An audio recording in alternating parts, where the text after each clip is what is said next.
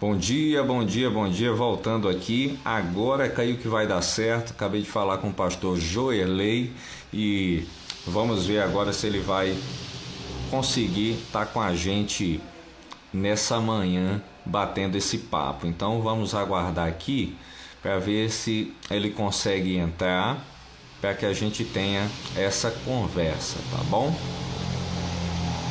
Então vamos apenas aguardar aqui para ver se a gente consegue ter esse diálogo nessa manhã. Como eu falava, pastor Joerley, ele é professor de teologia bíblica do Seminário Betel e do Seminário Sul Brasileiro e, e ele vai estar com a gente conversando sobre a temática lei e o evangelho. Então vamos aguardar ver se ele consegue. Estava com um pouquinho de dificuldade aí, primeira vez que está labutando nessas questões do Instagram. Vamos ver se ele consegue achar aqui direitinho. Carlos Amires, bom dia, meu querido. Deus te abençoe. Obrigado pela presença.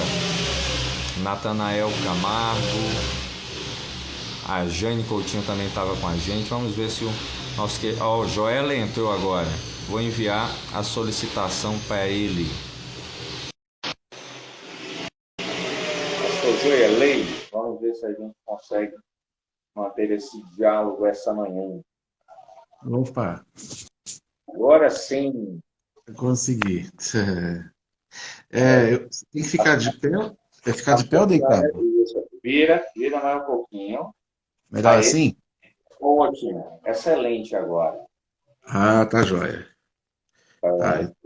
só preciso encontrar o caminho aqui. Isso. Pessoal, aqui, novamente. Você está me ouvindo bem, pastor? Estou ouvindo perfeitamente. Você Ah, está me então tá ouvindo bom. aí? Tô te escutando. Às vezes falha um pouquinho, mas é natural. Ótimo. Eu estou aqui com a construção rolando aqui por perto, mas vai dar certo. A brincadeira e tudo mais, mas vamos conseguir. Em nome de Jesus, vamos passar por cima dessa prova. Tá certo. Então, pastor Joerley, seja muito bem-vindo ao nosso canal, que é o Conversas Teológicas. Sinta-se à vontade nesse espaço de diálogo, de conversa, de exposição da Escritura. E para mim é uma honra, pastor João Paulo foi que me passou seu contato, nós conversamos, pastor Joerley é de uma humildade, de uma beleza fantástica. Então eu fico muito honrado por esse privilégio de poder conhecer e de estar junto. E também agradecer aqueles que já estão conosco aqui na live, o Carlos Ramires, a Carol Garcia, que acabou de entrar. Temos aí outros colegas que também entraram, então sintam-se à vontade. Façam perguntas, desde que não sejam muito difíceis, né, pastor Verley? É, Mas fiquem à vontade. Então, vou passar a bola para o pastor Verley, que vai estar fazendo suas considerações iniciais e falando um pouquinho da sua trajetória ministerial e daquilo que ele tem desempenhado até aqui. pois não, para mim é um prazer, pastor, estar participando junto com vocês dessa programação que eu acabei de conhecer há poucos dias e para mim muito me alegrou em saber o quanto vocês têm abordado determinados assuntos importantes com pessoas significativas, inclusive sobre o assunto também. Então, para mim é uma alegria, um prazer e um privilégio poder participar desse live, viu? Bom, eu sou pastor batista, já faz já mais ou menos desde 2002, então já são 18 anos, né? Estou na academia desde 2005, como professor na área de Bíblia, teologia bíblica, teologia do Antigo Testamento. A minha área é Antigo Testamento, primordialmente, tá? A minha formação pós-graduação na Universidade Metodista de São Paulo, é na área de Antigo Testamento. Mas tenho me utilizado da Bíblia de um modo mais amplo, não só na questão ministerial, mas também na questão da academia. E hoje leciono, né, leciono hoje no Seminário Teológico do Sul, Seminário Teológico do Sul Brasileiro, que é um seminário mantido por coreanos, presbiterianos, em Vargem Grande Paulista, em São Paulo. bem como também estou junto com o pessoal do Seminário Betel, que é um seminário já conhecido no Brasil inteiro também, sendo que eu iniciei a minha atividade acadêmica no Seminário Teológico de Osasco, na Faculdade Teológica Batista de Osasco. Passei pela Faculdade Teológica Batista de São Paulo até o ano passado, fiquei uns 4 anos lá, né? Então a minha trajetória de academia é uma trajetória que, graças a Deus, eu tenho aprendido muito mais do que ensinado, né? E a relação com o ministério é uma relação que tem sido diária, não tão somente pontual, mas porque hoje, especificamente hoje, eu não sou um pastor que estou exercendo o ministério, né? Eu, digamos Uhum. assim, que eu estou no stand-by aqui, mas eu tenho cuidado dos alunos muitas vezes como parte de um ministério pastoral. E tem sido essa a minha trajetória. Sou casado com Karina, a minha filha Maria Júlia, e a nossa vida vai caminhando e cantando aqui a cada dia, né? Amém, amém. Que coisa boa, pastor Joel. Eu fico muito grato porque o professor é um pastor, o professor é um pai, ele é um mentor, caminha lado a lado com o seu discipulando, com o seu aluno, e é aquela relação de estar junto, de ver os dramas, de ver os sofrimentos. Então, o papel também do professor é um papel estritamente pastoral. Então, Verdade. isso é claro. Verdade. Dito isso, eu já inicio o nosso bate-papo perguntando sobre essa temática que é tão delicada, que é a lei e o evangelho. Como é que você enxerga o pano de fundo da lei no Antigo Testamento? Bom, tem uma frase de Lutero, né? É interessante porque o Martinho Lutero diz o seguinte, que se alguém conhecer bem essa arte de fazer distinção entre lei e evangelho, que o coloquem como líder e o chamem de doutor das escrituras, né? Só que quando eu li isso, eu falei, não, acho que ele não deve estar se referindo a mim, de maneira nenhuma. Bom, a grande questão é que quando a gente pensa no evangelho, no Antigo Testamento, a gente pode entender que o Evangelho ele tem como base o Antigo Testamento no sentido de um apontamento. Uhum, Eu tenho aprendido durante todos esses anos que a palavra de Deus ela é profética na sua essência. E levando em consideração isso, você sempre percebe, vê, lê um apontamento, um lugar onde no Antigo Testamento os evangelhos, ou o evangelho, ele é sugerido, ele não é descrito de uma maneira literal, mas ele é sugerido por conta da questão da esperança, por conta da questão da profecia em si, né? Da relação que aqueles que estavam no Antigo Testamento andando com Deus, né? Ansiavam. E evidentemente que o plano messiânico de Deus na pessoa de Jesus não é algo que só inicia quando termina as questões do Antigo Testamento. A gente para pensar e ver que quando exatamente Deus Pai, Deus Filho, Deus Espírito Santo iniciaram, desde o início. uhum, Diante disso, a pessoa de Jesus ela não é colocada só no seu momento que antecede os acontecimentos do Evangelho. Quer dizer, o Evangelho tem sido preparado desde o Antigo Testamento, por que não, pensar a partir da lei, mas ainda mais fundo ainda, pensar nas questões ainda com relação ao momento da queda. uhum. Eu acho que naquele momento da queda, quando você tem Adão, Eva se distanciando de Deus, moralmente, espiritualmente, o próprio Deus já faz uma demonstração clara de que o evangelho viria.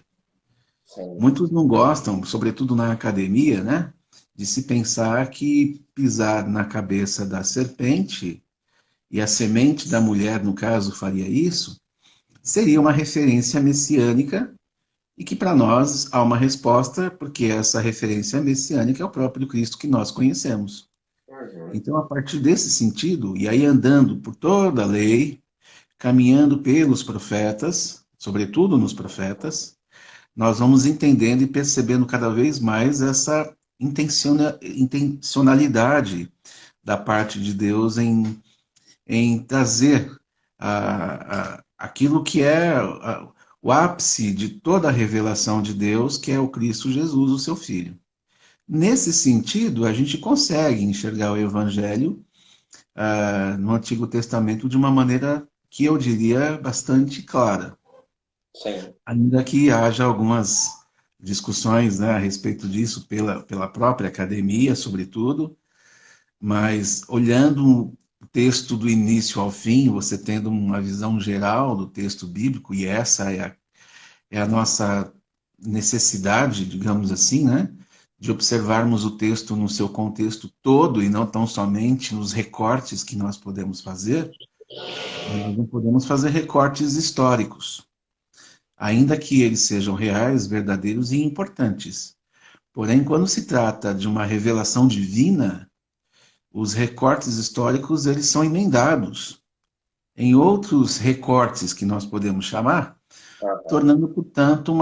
formando, portanto, uma coerência, que aí então nós vamos descobrir e perceber que aí é o cumprimento da própria palavra de Deus. Nesse sentido, eu entendo que o Evangelho pode ser visto e lido, ainda que você diga, está nas entrelinhas. Bom, a revelação de Deus está nas linhas, nas entrelinhas, está de qualquer forma aquele que possa acessar, tá? Nesse sentido. Tudo bem. Há uma dúvida, pastor Joerley, na cabeça de muitas pessoas sobre o que seria lei cerimonial e o que seria É, lei moral. A gente pergunta, o nosso público talvez tenham teólogos, teólogas aqui conosco, que já saibam de cor e salteado essas, como nós sabemos.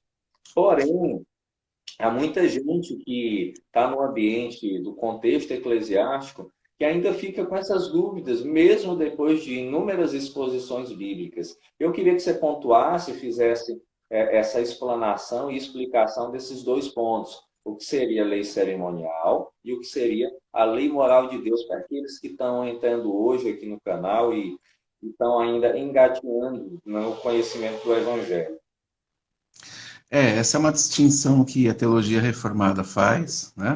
E que ela faz muito sentido, porque quando você pensa na lei moral e pensa na lei ao mesmo tempo cerimonial, você está observando onde a lei se encaixa.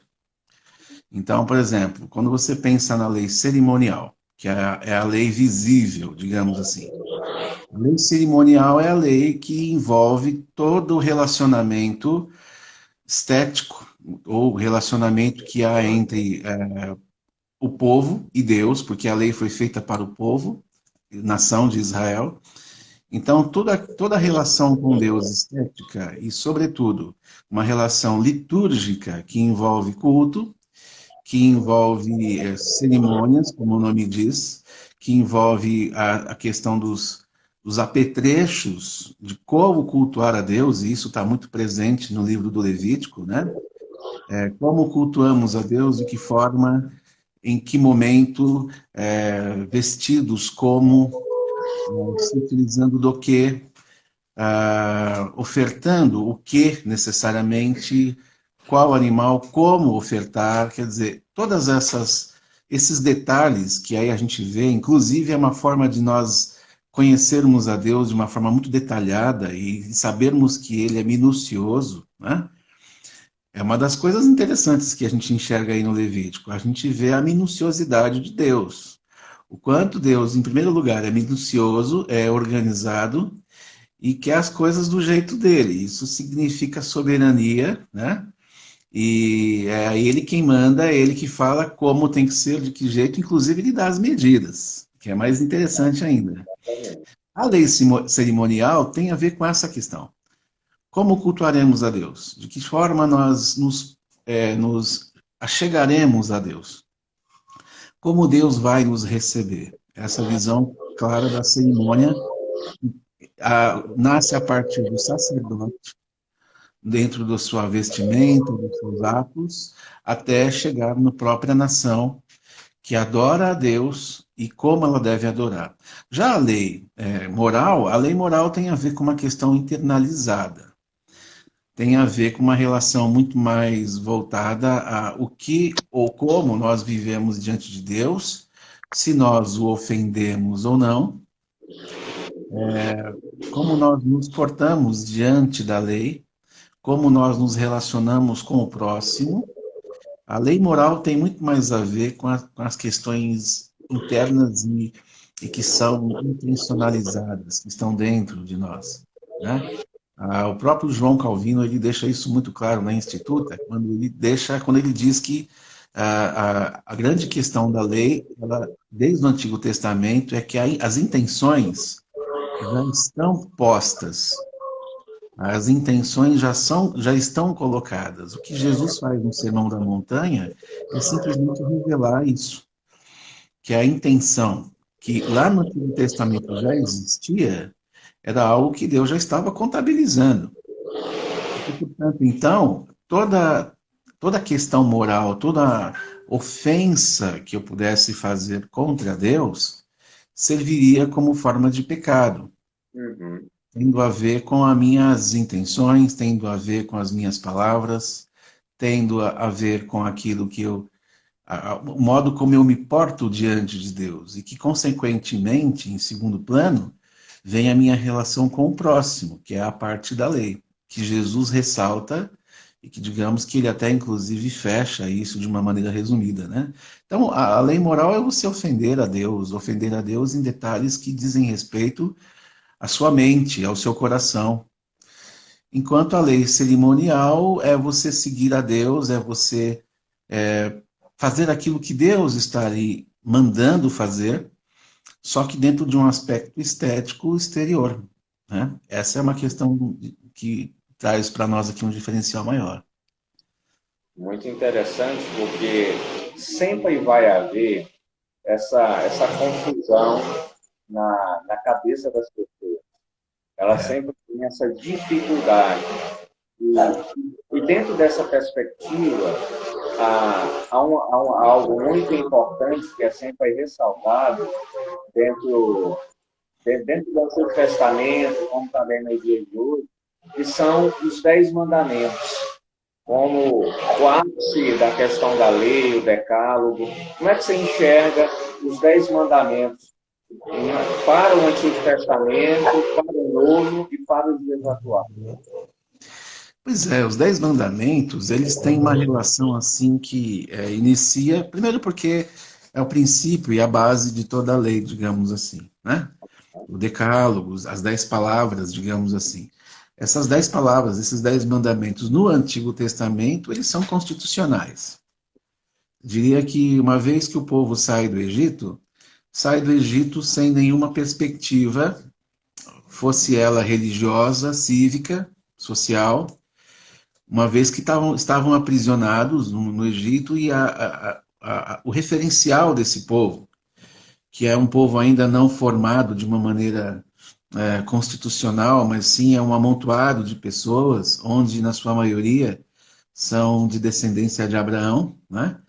Os famosos hebreus, rapirus, e eles, na verdade, quando eles se encontram com Deus, sobretudo diante do Monte Sinai, com todos os seus pecados, as suas mazelas e tudo mais, Moisés é esse que vai chegar e dizer, olha, Deus tem para nós diretrizes para que nós possamos ser uma nação, mas não uma nação qualquer, mas uma nação que seja voltada aos interesses do próprio Deus, que no fundo são nossos interesses, porque quando você ouve honre teu pai e a tua mãe para que teus dias se prolonguem, quem sai ganhando nessa história não é Deus, é a própria pessoa que observa essa lei.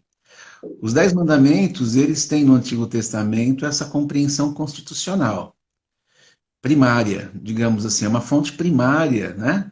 Onde o Deuteronômio vai ser uma forma complementar e continuada daquilo que os 10 mandamentos se tornaram. E diante disso, esses 10 mandamentos, eles vão ser uma diretriz quase que constante na vida do povo, em toda a sua trajetória, onde inicialmente Deus vai falar sobre a sua relação com o povo, quer dizer, a respeito dele primeiro, não tenha outros deuses diante de mim, não faça para vocês imagem de escultura. Depois ele começa a tratar dentro de uma linha horizontal, onde ele vai trabalhar juntamente com a própria nação em relação à própria nação. Uma preservação na relação do povo com Deus e uma preservação na relação do povo com o povo. Isso é completamente divino, né? Essa preocupação, ainda que seja voltada aos interesses humanos também. Quando chega no Novo Testamento, os 10 mandamentos, eles continuam sendo essa base, porque, digamos assim, que tem a ver, inclusive, com aquilo que você mesmo citou, da lei moral. E, Quando entra nos evangelhos, Jesus ele vai se apropriar completamente dos 10 mandamentos, e esses 10 mandamentos serão a base da trajetória de Jesus, do próprio sermão que ele vai proferir em Mateus. Porque a condição do outro, que começa com a condição de Deus, é uma condição que acompanha inclusive a nós hoje, não é? A gente pode entender que a lei, ela é uma forma de você experimentar o relacionamento com Deus, sobretudo no Antigo Testamento, mas que impulsiona, ou na verdade inspira, né, aqueles que no Novo Testamento estão e que passam a entender que o relacionamento com Deus não mudou. Mudou na sua forma, mas não mudou na sua essência. E levando em consideração que também o relacionamento com o outro mudou menos ainda. Então, onde nós tiramos os 10 mandamentos, fazendo deles exceção? Em nenhum momento, eles não são exceção em nada. Até mesmo quando se fala de cobiçar as coisas dos outros, pensando numa questão de propriedade, pensando numa questão onde as propriedades agora são alteradas, né? Hoje nós temos outras formas de cobiça e de observar o que é do outro e querer o que é do outro para si. Diante disso, a coisa continua. Então, eu não vejo nenhuma descontinuidade em relação aos 10 mandamentos hoje na sua essência, considerando a sua forma, que em primeira mão, e aí uma coisa importante dizer, Deus constrói os 10 mandamentos para o povo, entrega na mão do povo, diante de uma primeira relação onde esse povo sai de um contexto do Egito. Quer dizer, quando você observa os 10 mandamentos, tem muito mais a ver com a vida antiga que eles tinham do que pensando mais em nós, talvez, inicialmente. Porque aquele povo tem um histórico. Como eu disse, eles têm um referencial. E Deus está pegando e colocando o dedo justamente em cima desse referencial, quando os 10 mandamentos são entregues ao povo. Então, quando a gente olha detalhadamente cada uma das 10 palavras do Decálogo, a gente percebe que são alusões ao Antigo Egito, mas que, evidentemente, por se tratar de algo que vem de Deus, chega até aqui a nós, e nós percebemos que elas podem ser aplicadas, não podem só, mas também devem ser aplicadas. Porque não matar, não adulterar, não roubar, né, continua valendo. O respeito ao pai, à mãe, ao tio, ao avô, continua valendo. A questão divina inicial, mais ainda, continua valendo. A questão que Deus abomina, que é a idolatria, né? E a questão de você respeitar o que é do outro, que entra na questão do direito, continua valendo. A justiça está sobre tudo isso. O direito ao próximo está sobre tudo isso. Quando a gente pensa no amor ao próximo, a gente pensa no direito que ele tem. E esse direito envolve não tirar dele o que é dele, mas sim nós nos mantermos com aquilo que é nosso. Onde isso muda? Onde isso se altera? A gente não vê nenhuma alteração significativa, né? Nesse sentido, eu acho que, então, os 10 mandamentos andam lá, da mesma forma que andam cá, né? Estão nos dois espaços, digamos assim, de lugar e de tempo. tem uma pergunta aqui, meu Kaique, que você já quase que praticamente arrematou, que é do Jerry Miner, meu querido Jerry Miner, grande abraço. O Evangelho é uma segunda lei ou uma complementação e confirmação da lei do Antigo Testamento? Olha, segunda lei, eu não diria que é uma segunda lei, né? Porque, Você falou da continuidade, né? sim, sim, o apóstolo Paulo fala que a lei é Cristo, né? Então, se nós apropriarmos, se nós posicionarmos a lei no colo de Jesus, evidentemente que quando eu sigo a Cristo, eu sigo a lei. É uma espécie de indireta, né? É, eu não sigo a lei. Pois bem, mas eu sigo a Cristo. Bom, Cristo falou para mim que ele segue a lei, que ele não tira nenhuma vírgula, nem um tio, e ele não veio para abolir, ele veio para cumpri-la. E se eu o sigo, evidentemente que eu sigo a lei também, porque eu estou seguindo a Cristo, só que ele me livra de alguns detalhes, não é? Ah, de uma forma literária, não. De uma forma essencial, uma segunda lei, talvez, mas essa lei tem a ver com o coração. Porque aí o próprio Paulo vai dizer assim: olha, vocês têm que circuncidar o vosso coração, não o vosso corpo. Se você for considerar uma segunda lei como o evangelho, onde você introjeta o evangelho em você e não fazendo do evangelho apenas algo do exterior, podemos chamar de uma segunda lei, só que ela é vista com um olhar quase que no sentido não mais da relação que há lá atrás, porque lá atrás tem a questão da maldição, né? A lei, ela levava o sujeito a uma maldição, Deuteronômio 28 é muito claro. E aqui a lei divina em Cristo Jesus não nos leva a essa maldição. A graça, ela sobrepuja. Então, nesse ponto, podemos entender que, essencialmente, de uma maneira assim, talvez até um tanto quanto reflexiva, ela pode se tornar uma segunda lei, mas ela não é lei por si só. Ela não é uma lei por si só. Nesse ponto, eu creio que não. Uhum, muito bem. O Ismael bota aqui, então eu vou ter que parar de ouvir o Victor Azevedo, pastor Joelei. Rapaz, eu acho que deviam colocar lei sobre ele, né? Eu acho que deviam legalizá-lo de uma maneira pejorativa, porque pouco que eu ouvi desse rapaz, isso me assustou bastante. Eu prefiro voltar ao judaísmo do que ouvir esse rapazinho aí, porque a coisa é muito feia, das coisas que ele fala, é uma loucura, né? Ismael, um abraço para você, viu, Ismael? Deus te abençoe. Mas a grande questão é que esse Victor Azevedo, o que eu ouvi, alguns alunos mandam para mim, eu fiquei muito assustado, né? Eu quase pensei, será que é ele o anticristo? Vai saber, não sei, né?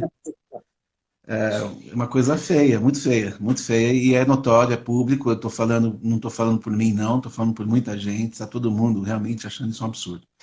Né? Então não ouça o Vitor Azevedo, né? Vitor Azevedo, o nome dele? É, o nome do rapaz é esse. Não, não, Ismael, pula fora, tá? Leia a Bíblia, é mais fácil. Tem mais uma pergunta aqui do querido Jerry dizendo: Paulo cita Isaías, Isaías 52, 53. Era uma profecia que previa a missão de Paulo? Isaías 52, sobre a questão do Cristo, né? Do servo sofredor. É, Não tinha formosura. Eu acho que sim, por que não? Porque até os judeus mais ortodoxos já estão admitindo que esse descrito no cântico do servo sofredor não está relacionado a uma coletividade.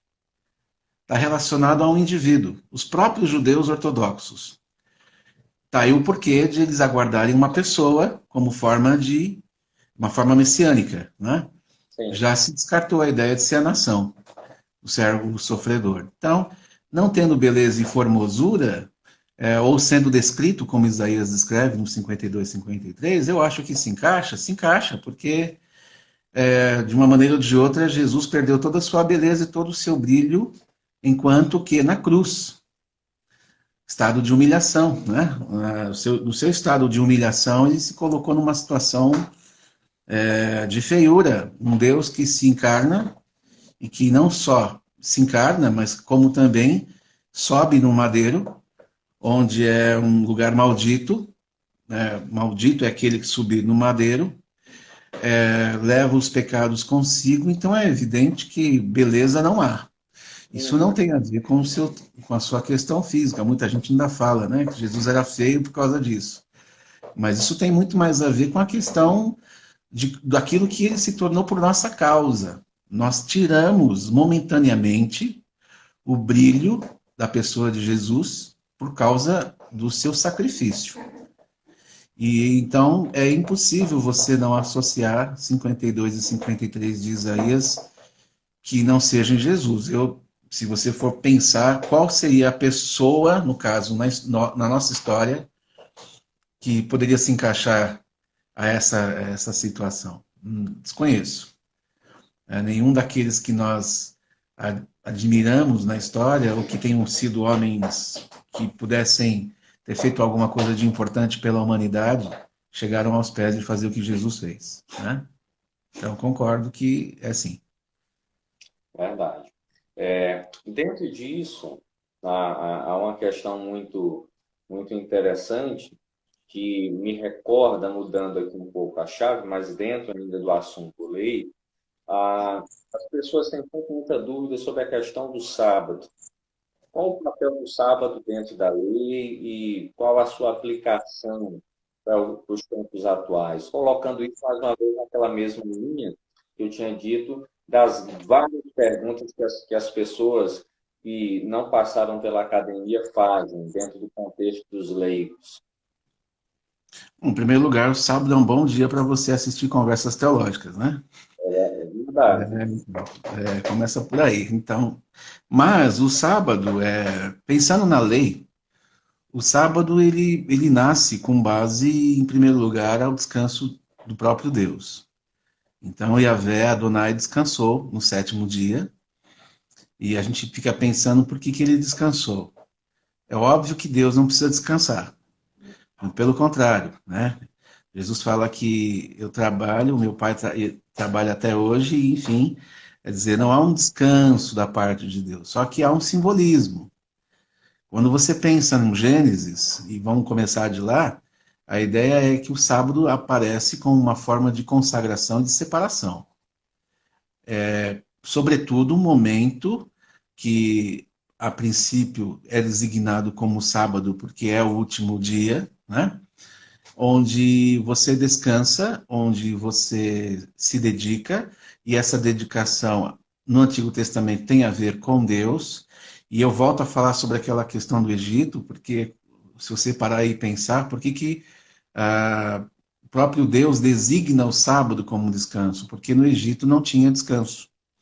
Então o sujeito trabalhava de segunda a segunda, sob a custódia de um imperador, de um rei, maluco, o faraó, e que então Deus vem e fala assim, não, nos meus braços vocês vão descansar, porque eu descansei e vocês vão descansar também. Começa aí, todo o processo. Quando chega na questão da lei, se torna um princípio em si mesmado, onde aqueles que são intérpretes da lei, os mestres da lei, vão chegar e falar assim, olha, o sábado é algo que você precisa reverenciar. Aí o sábado pega uma conotação que necessariamente ele não tem. Porque Deus separou o sábado para o descanso, mas Deus está acima do sábado. E aí o que acontece é que a questão da tradição legal de Israel começa a tornar o sábado um dia que vai acima do ser humano até mesmo.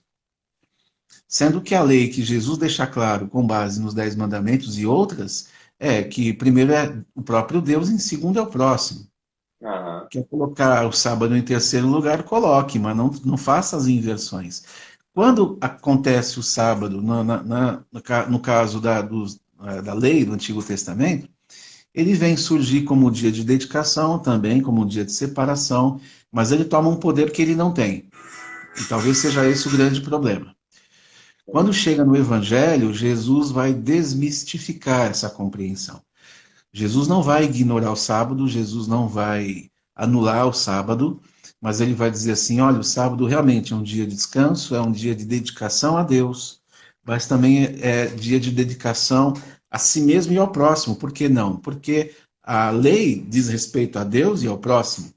Vocês querem seguir a lei? Portanto, então vamos lá. A primeira lei é amar a Deus sobre todas as coisas e segundo, amar ao próximo como a ti mesmo. O sábado serve os dois, segundo Jesus.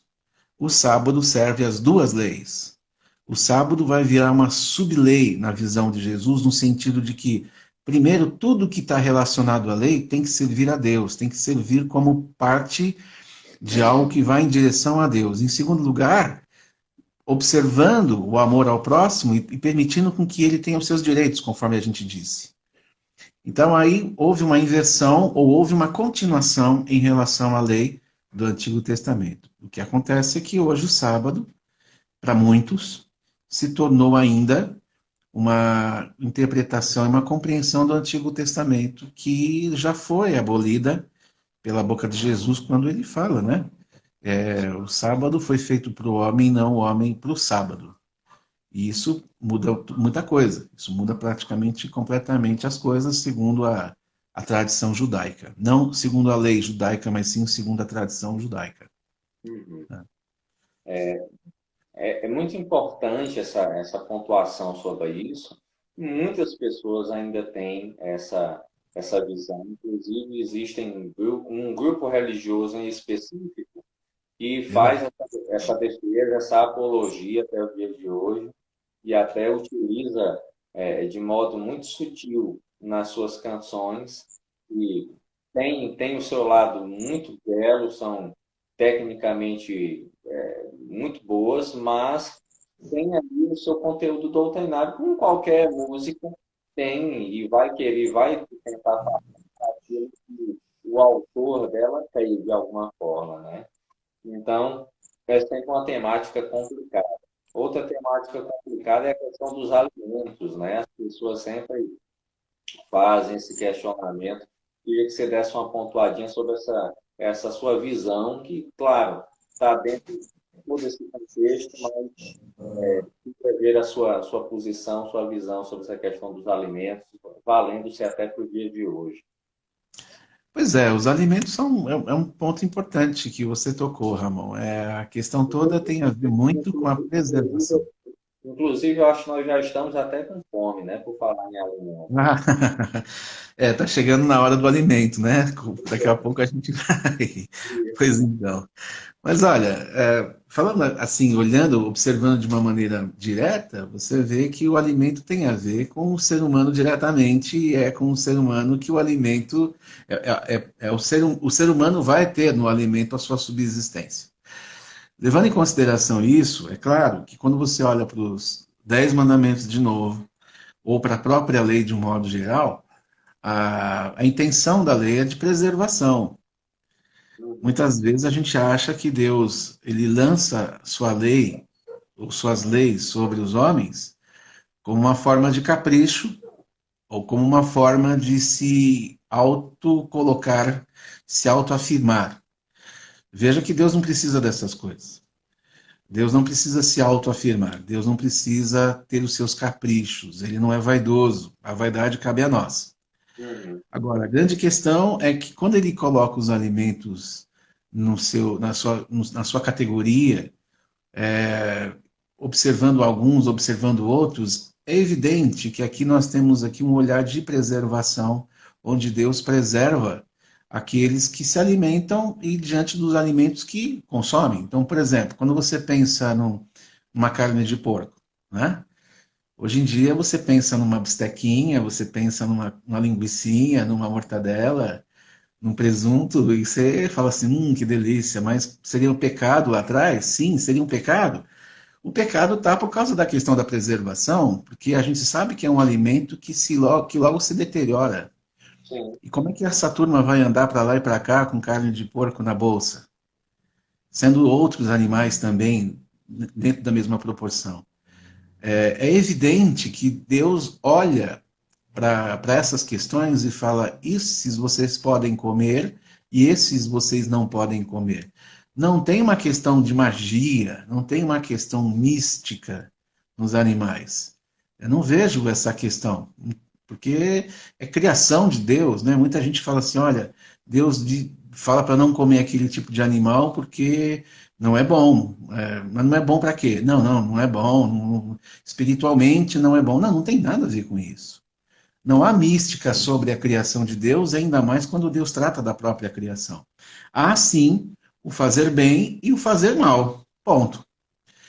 E aí, esses alimentos, portanto, então, passam a ser taxados. E Deus coloca como forma de preservação, e é isso que o Levítico nos ajuda, né?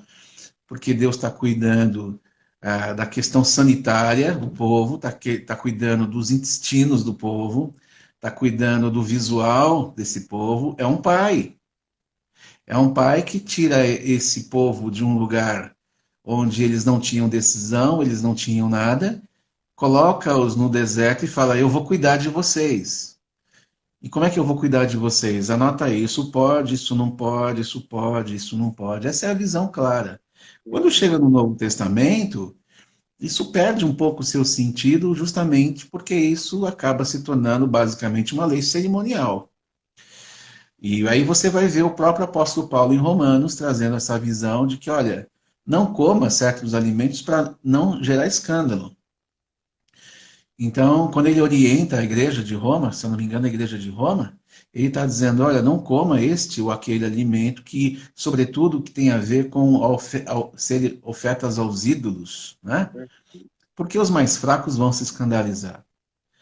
Essa compreensão tem a ver agora, de novo, com o outro, não tem a ver com uma questão própria.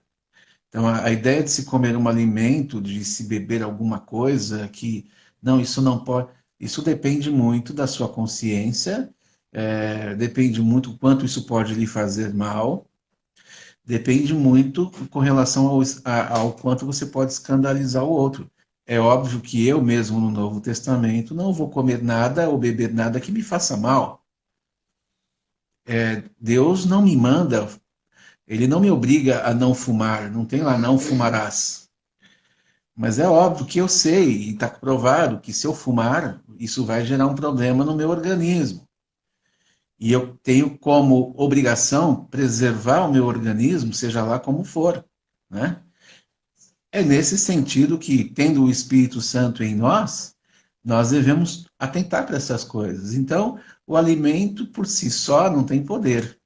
O alimento por si só, ele tem a questão do fazer bem, fazer mal, entra na lei, e Deus designa, portanto, alimentos que não se deve comer. É interessante, se você for abrir lá, esses dias eu estava lendo Levítico, Sim. eu não me lembro bem a passagem, tem um texto lá que fala que não se pode até comer morcego, tá certo? Então, vai uma dica aí, tá? Você que tem visitado de vez em quando a China, cuidado aí, porque a palavra de Deus no Levítico diz para não comer morcego, hein? Tá? Então, não faça isso, não.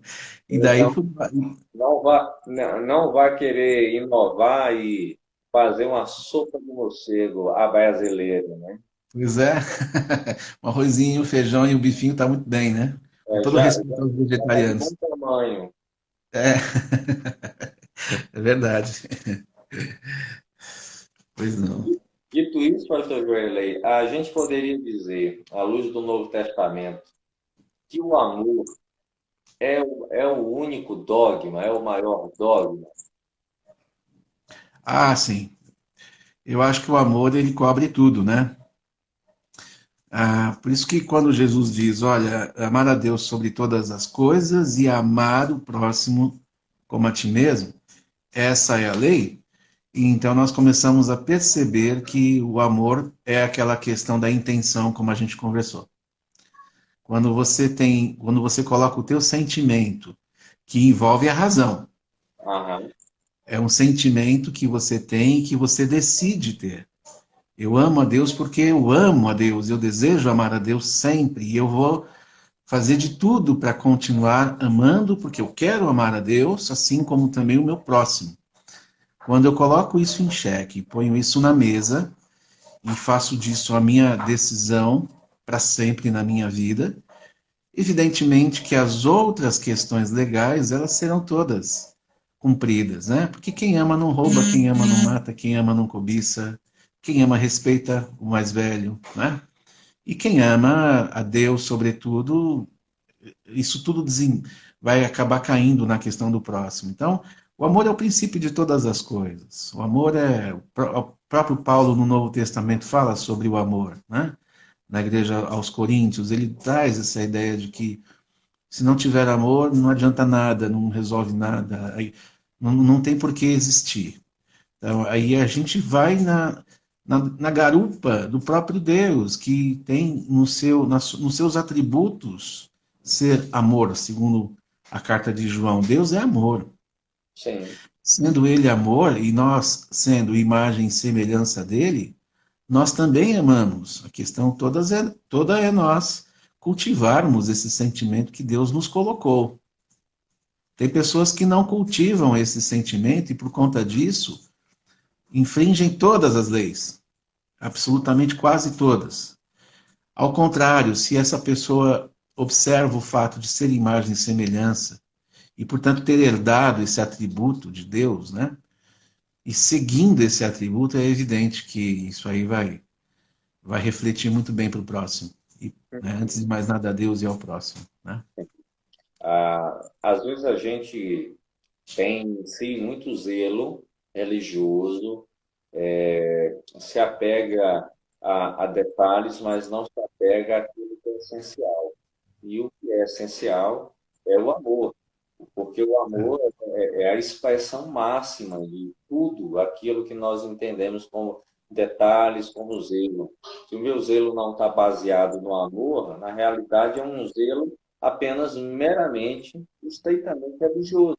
O zelo religioso não ajuda, não tem, ele apenas te dá uma capa, ele apenas te deixa ali limpinho, bonitinho, sofisticado para as pessoas, mas diante do Senhor, tu estás totalmente ali sujo, impuro, totalmente errado. E essa companhia é que é importante. E a questão é que, muitas vezes, aí eu lhe pergunto, na sua visão, as pessoas acabam dando muita vazão à lei, se esquecendo do Jesus dos evangelhos? Dando vazão, eu não entendi bem. E, às vezes, as pessoas elas dão mais importância à lei do que a Jesus, acabam colocando na balança e fazendo com que a lei seja muito mais pesada e esquecendo das palavras, dos títulos de Cristo. A questão é do legalismo, exatamente. Então, aí as pessoas se tornam dogmáticas, né? Elas se tornam legalistas, dogmáticas, impositivas. É óbvio que existe uma lei natural, como a gente falou, uma lei moral. À medida em que eu passo a seguir a Cristo, existem algumas leis que são colocadas em mim, que inclusive até o próprio Espírito Santo de Deus coloca em nós isso, né?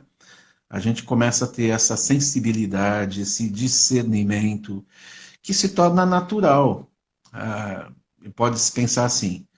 Por outro lado, a ideia de você impor ou de você colocar a lei acima da própria pessoa de Jesus, isso se torna perigoso porque você desconsidera as palavras de Jesus e considera aquilo que o Antigo Testamento, na sua essência, nos traz.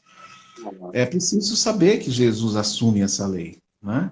É nesse aspecto que a gente precisa entender. Olhar para Jesus, ouvir a sua voz, observar as suas ações nos evangelhos, e nós temos 4 evangelhos para isso. Eu estou, de fato, fazendo como ele faz, portanto, eu estou sendo alguém que segue a lei. Eu não preciso, de outra forma, de tentar colocar em mim um peso, e nem muito menos nos outros, um peso que o próprio Jesus tirou, né? Quer dizer, Jesus tira o peso da gente, joga no chão, a gente vai lá no chão buscar o peso de volta e colocar. E Jesus olha para a gente e fala, não estou entendendo, como assim? né? Então, nesse aspecto, se a gente for pensar, muitos podem acabar tendo saudades, né? Assim como aqueles que tinham saudade do Egito e queriam voltar, muitos de nós, às vezes, pode querer ter saudade de viver uma vida com base na lei. Só que a lei, ela vai nos condenar, ela não vai nos salvar. São aspectos completamente diferentes. Eu prefiro abraçar Cristo, tendo sim normas e tendo sim formas implícitas dentro de mim, mas sabendo que nada me separa desse amor de Cristo, né? Do que viver diante de algo que eu não consigo seguir, eu não consigo cumprir. Então eu Hum, preciso tomar um cuidado realmente com essa troca, né? Também eu concordo contigo nesse aspecto. sim. É verdade. Uma outra coisa que eu vejo, eu não sei se é a sua percepção, ah, há uma relação, me parece, no Brasil atualmente, com a questão do governo, não sei se isso pode estar sendo claro, mas uma espécie até de retorno ao Antigo Testamento no entendimento de que o presidente é uma espécie de rei absoluto em que ele está cumprindo a vontade de Deus, ou até pulando para o século XVI também. Claro, a gente vai pegar Romanos 13 e vai entender que as autoridades procedem de Deus, devemos submissão a elas. Mas como é que você tem enxergado essa relação?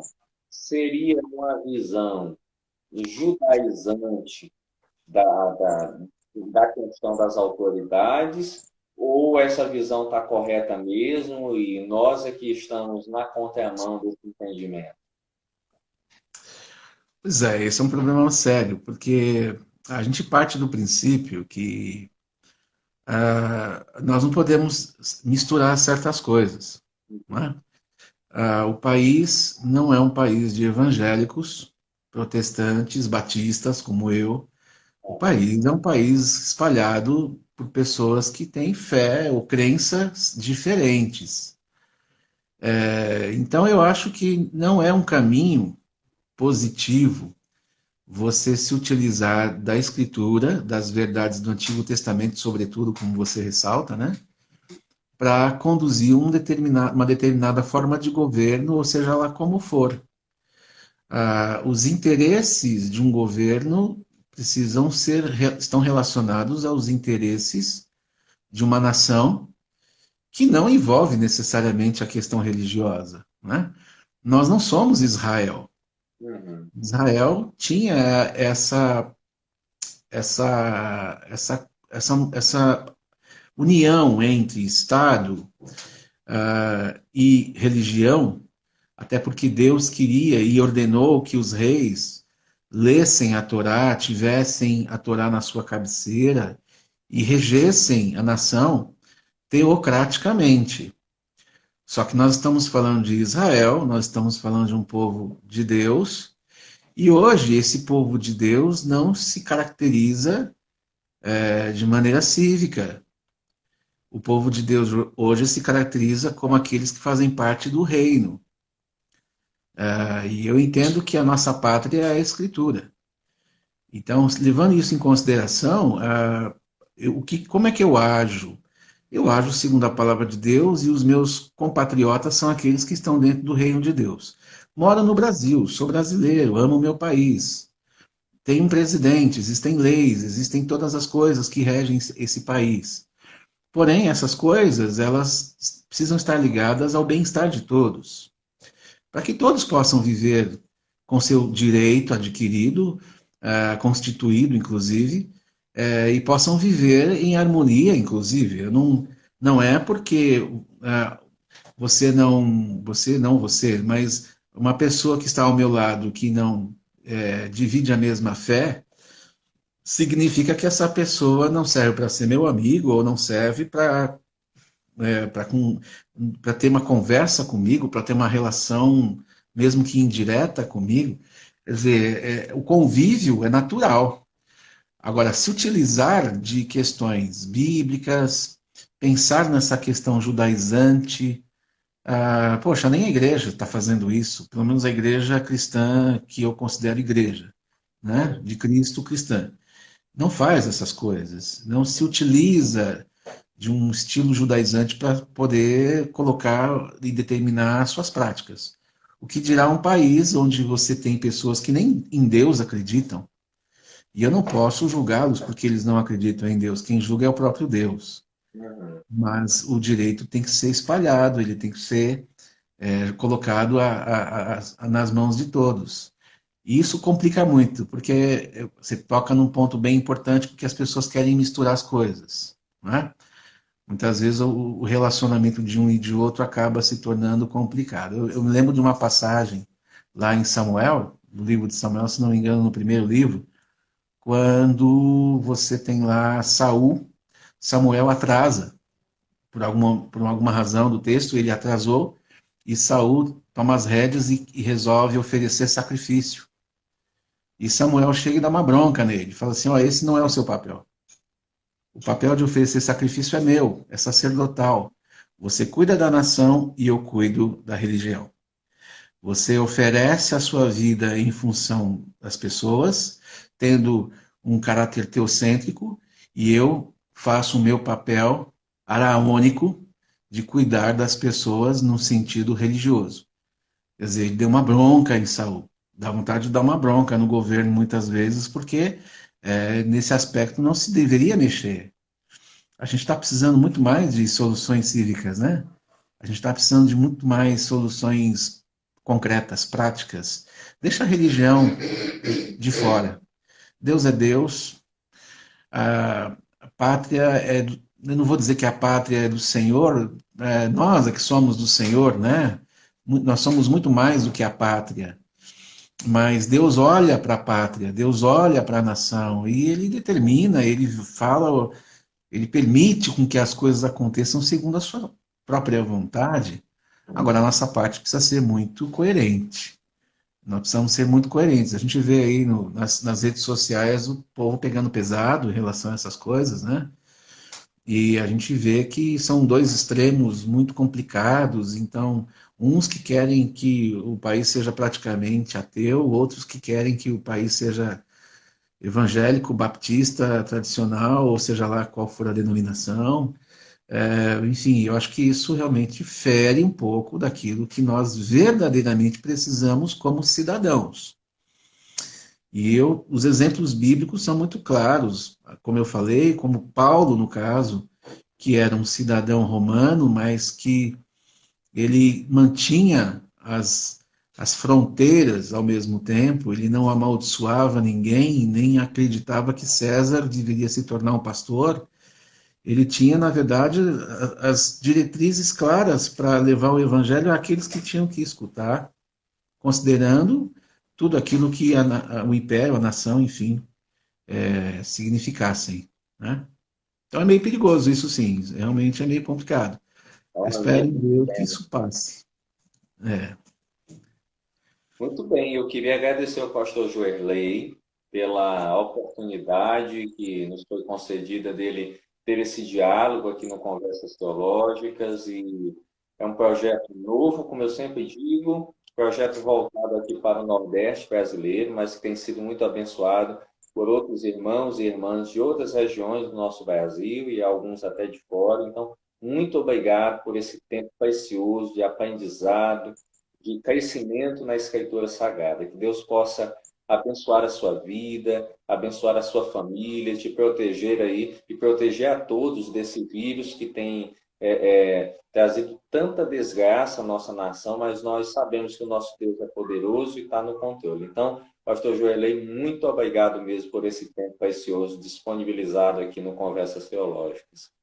Amor, eu que agradeço, viu? Muito obrigado. Um abraço a todos aí do Nordeste, irmãos queridos, que a gente está longe, mas que conseguimos nos encontrar dessa forma, né? Então, meu abraço forte a todos, à igreja de vocês, aos irmãos todos, a todos aqueles que fazem parte dessa programação. Que Deus abençoe ricamente. Mais uma vez, muito obrigado por esse rico diálogo, esse momento muito bom, muito abençoador, viu? Amém.